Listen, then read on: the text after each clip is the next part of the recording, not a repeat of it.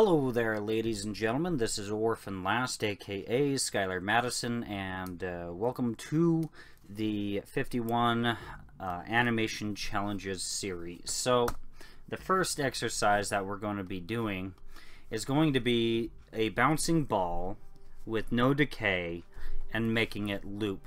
Now, there's two ways to, well, kind of three ways to go about trying to animate this. The first way is by, okay, so ball, traditional. Okay, so this is the traditional way of doing it. So you draw your ball, and then you'd go into your next frame using your onion skins and everything, and you just kind of start trying to keep the same volume for the ball throughout the entire time. So that right there was not acceptable. Okay, so that looks about right. So right here, oops. Now I've lost all concept of the volume for the ball, so I'm going to activate an onion skin up there. So now I can kind of have a point of reference. Let me get rid of those. Okay, actually let me turn on this onion skin up here, and oops, actually let me Control Z a few times, and okay, so that one right there I want to get rid of. Okay, so it goes ahead, it squishes, and then the ball kind of transforms back, and I'm able to just quickly, and I'm not trying to make some sort of masterpiece at this point, I'm just trying to get it to look okay. So we play this animation, and well, let's move the end marker right about, let's set stop marker right there. So now we can go ahead and play the animation. It's not horrible, it's not amazing. What we see is this a lot with this technique, and it takes a lot of refinement. We can see, like, it kind of looks like the ball is somewhat spinning, but no ball is going to be spinning that fast. Like, we see that there's a lot of jitter to the lines, kind of like Ed, Ed, and Eddie. You can see the ball just kind of wiggling around as it's up in the air, and so that takes a lot of time to refine. So then there's the second semi-traditional technique, semi-traditional, okay, where what we can do is we can draw out a ball. I'm going to use the geometric tool, and I'm just going to set it to circle, and I'm going to go ahead and make it approximately the same size and just move it right into place. Okay, so what we can do is we can press Control C, go to the next part of the animation, and just go paste, and we can move it down. Press shift while you move it, click outside of the selection, press down, and that'll move where we are on the X sheet. Press Control V, and we can move it and let go. Click outside, press down on the X sheet, Control V, and we just keep repeating this process until we're good and satisfied with all of it. Okay, click outside, press down. Okay, now we can see a little bit of transformation going on in the previous animation that we did. We kind of want to do that ourselves. So now we're just going to go ahead and move it right about here and stretch it out. Click outside of the selection, press down on the down arrow key, and press Control V, and we're going to move. Ooh, come on, move you right there. Stretch you out. Come on. And let's see, Control V. Move it down. Stretch it out. And we want it to keep about the same volume, the same amount of volume. Click outside, and now we have our squish.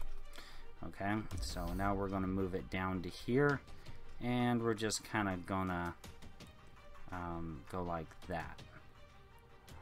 Alright, and actually I'm going to keep it a little bit more like that. That looks pretty good. Alright, go down. Alright, Control V. And I kind of like having the ball return back to its original shape before it gets elongated again. That's just my personal preference. People inside of the animation circles, they may disagree with me on that one, and that's fine. I like, to each their own, I guess. Maybe I could be completely wrong, I guess. I mean, it's not like I don't know. I'm not perfect at this by any stretch of the imagination, but it is something that I do keep note of. If I am genuinely wrong, that, oh no, the better image is the one that doesn't have any transition, then I'll just do better next time, I guess, if I actually find that that genuinely is the case. Alright, so this animation is almost finished, and I want the ball to kind of slow down, so that means more frames near the tail end, and maybe even have it, well, one second here, I put 2 on the same frame. That means having more pictures near the tail end, and maybe even having it rise above where its initial position was, and paste, and I'm just going to move it up with the arrow keys. So let's go ahead and take a look at the animation. Okay, so my biggest gripe is the point of impact, which is let's take a look and see right there. That is the point of impact. It is level 8. It just seems a little bit too wide, I guess. Let's take a look at it now. I don't know, it looks fine. Now these techniques are all good and everything like that, but it takes a lot of drawings. You look at all of these different levels, they're all separate drawings. We look at this one and it takes a lot of drawings as well. So there's actually a more simplistic way of doing this that Opentoonz provides. So we're going to create another level. We're going to call this function ball. Okay, now this is a sort of technique that's more so commonly used if you're trying to do something like cutout animations. So what I'm going to do is I'm going to actually go into this column, select the circle, copy, go into this column, press paste, and I'm going to just select it, and I'm going to just move it as soon as it allows me to. Okay, I'm going to keep it rather separate from the rest of them. Okay, and notice that it's just going to be one drawing used throughout the entire animation. So I'm going to go into my animation tab, select my edit tool, and move my center to be right there. That's the first thing that you need to remember anytime you're planning on using the edit tool. And here's the reason why. Let me press Control Z. Okay, and if I go rotation, it's going to rotate around the center when it's down here. We don't want that, so let's move the center towards the center that we actually want this to rotate at. So if I go rotation and I rotate the ball, it's not going to rotate overly too much. It looks fairly normal. So let's take a look here. Let's see if we can get that center just ever so slightly better. Alright, let's see. Yeah, there. That looks good. That looks real good. Alright, so now that we got that accomplished, let's move the ball ever so slightly. And we go to frame 1. Let's take a look here. For some reason, frame 1 has a keyframe, but it doesn't have any information. Oh yeah, it's column 3. That's the reason why. So let me press Control Z a few times. Okay, so move it here. So now I'm going to press 0, double click here, press 0, press enter, and that gets rid of all the animating that I've done with the edit tool at this point. So now I want to find out where the point of impact is. Right there. That's the point of impact, frame 8.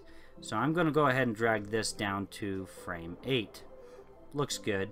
So I'm going to go ahead and move my object, press shift so that it lines up perfectly. And I moved it right there. That looks good. Boom. Alright, so now that that's accomplished, let me move my stop marker right there. I can go ahead and press play, and we can see that the ball is moving. And all I did was use the edit tool. But there's a lot of things that are going on with these balls here that isn't happening with this one. Okay? Now, please keep your mind out of the gutter, please. So, one thing that I don't like is how uniform this is just moving. Let's see what happens if we like move this. Let's turn on a lot more of these onion skins. Let's do it here. Alright, so if I click right here, what happens if I move this handle, this little arrow?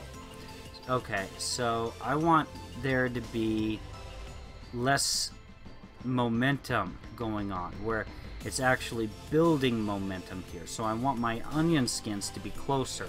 So whenever you see these arrows, it allows you to be able to control that, and that's exactly what I want. So I'm gonna go ahead and, okay, you can see it kind of slowly builds momentum there. And let's see here. Let's take a look here at this. Okay, so it starts to stretch right around here. So I need to grab my shear and shear this, I'd say about like that. Actually, I'm going to go ahead and actually on this column, I'm going to go ahead and mess around with the shear, and that gives me an idea as where it is on the function editor. So I can double click here, press 0, double click here, press 0. So here I can go ahead and shear it, and if you look at it, it's all elongated, but it's going in the wrong direction. So now we need to go to the edit tool and go rotate. So we rotate it so that it's vertical, just like these guys. And so now we can see it go like that. That's good. Let's take a look here. Alright, and then squish right here. So here, on this specific frame, I want it to keep the information here. So I'm going to go ahead and double click here, press enter, double click here, press enter, double click here, and press enter. And now, once I reach this point, I want to rotate it so that it squishes horizontally. Okay? And now I'm going to go ahead and extend these frames down. And so here, okay, so we have our squish, and then now I want to actually, I just want to grab this, the first frame's information, and I'm going to go ahead. Okay, so it says 0 and 0.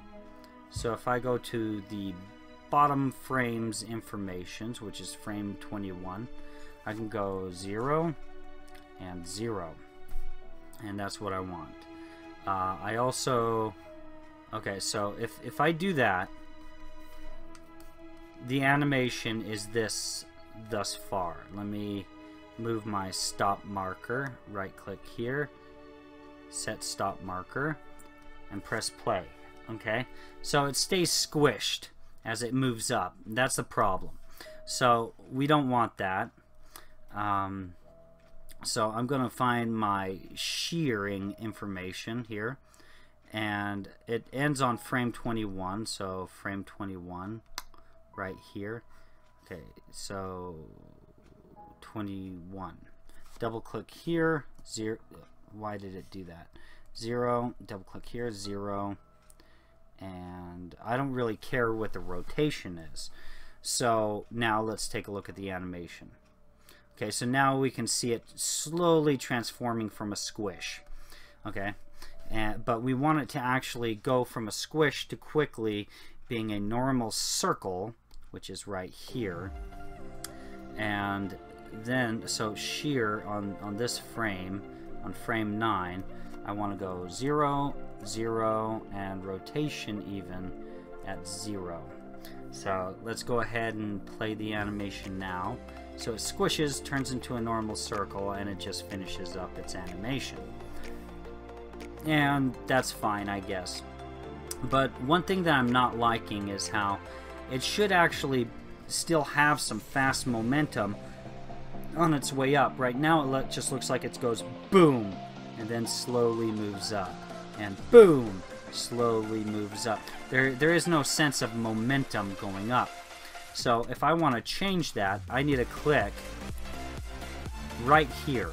Okay, so value, you see the keyframe, you see the number 13, which I believe is the frame that we're on, and then you see this, which is the function editor toggle.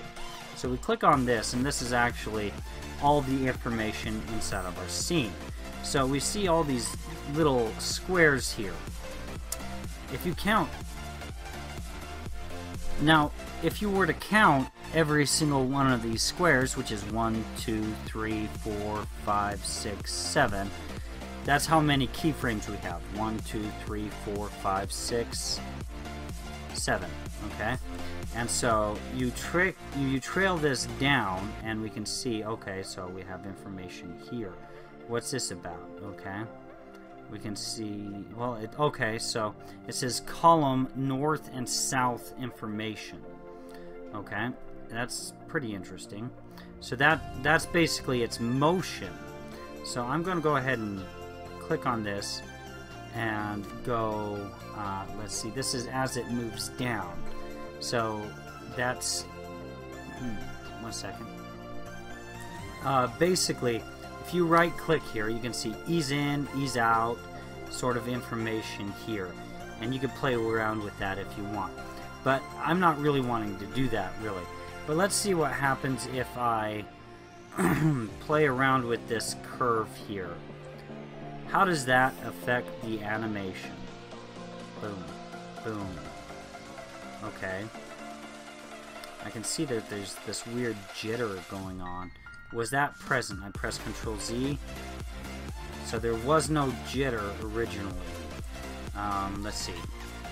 So if we do experimentation here, if I move this keyframe here up and then press play, you can see it's influencing just how far down it goes on the stage. I'm going to press Ctrl Z real quick. So I'm going to click here. Let's just experiment a little bit. If I click this and extend it out, what would happen to the animation? Kind of interesting. It completely kills all the momentum, but we can see that it puts an extra emphasis on more frames being right here and then less up top. So that's interesting. Control Z. So let's click this again. And so if I make this rather squat right here and make sure that I try not to tamper with this other one too much, what happens? Okay, that's interesting. So I click here. What happens if I extend this out up top? Boom, boom. That looks like a bouncing ball right there. And in fact, it looks really dang good. Right on. Now, one thing that can help you out here is this. Okay, if you mess around with these handles, you can actually see, like, look at the onion skins and the position of your actual drawing that you drew. You can actually see what's going on the stage, how what you're doing is influencing the drawing that you drew, and how it influences the onion skins, the previous drawings that you've worked with. But I don't really feel like I'm done here quite yet. I feel like there's more to do. Such as, let's say, okay, so it hits the ground, boom, and then it comes up, okay, and it's a perfect circle here. And actually, now that I'm looking at it, how far away this is from that, I actually want to stretch this out. So I put all this 0 value in here, and I'm going to change that right now. So I'm going to go ahead and shear it, and for some reason I'm affecting a previous, well, one second, let me go up to here, right here. Okay, so squish, squish right here. Okay, I'm gonna double click here, press enter, double click here, press enter, and now I'm gonna go ahead, oh wait, one second, I'm gonna undo quite a bit. Okay, so now I'm gonna press here and go enter, double click here and press enter, and then here, once I now shear this, I should only be affecting this specific layer. So I'm gonna shear it about that much, and then rotate it right there like that, and so that looks good. So go up a few frames, and as I go through here, I think right about here, I think I'm good. I'm going to double click here, press 0, double click here, press 0, and I'm even going to go to the rotation information, double click here and press 0. And actually no, Control Z. Alright, so let's go ahead and take a look at the animation now. I like it. I like it a lot. Boing, boing. However, I think I see something here where this right here needs to be rotated a little bit more. Alright, so I zoom in and it looks good. Okay, cool. Alright, let's go into animation and just take a look at it. Boing, boing. Looks good. Alright, well, if you guys like this tutorial, please like, share, and subscribe. And if you didn't like it, please like, share, and subscribe anyways.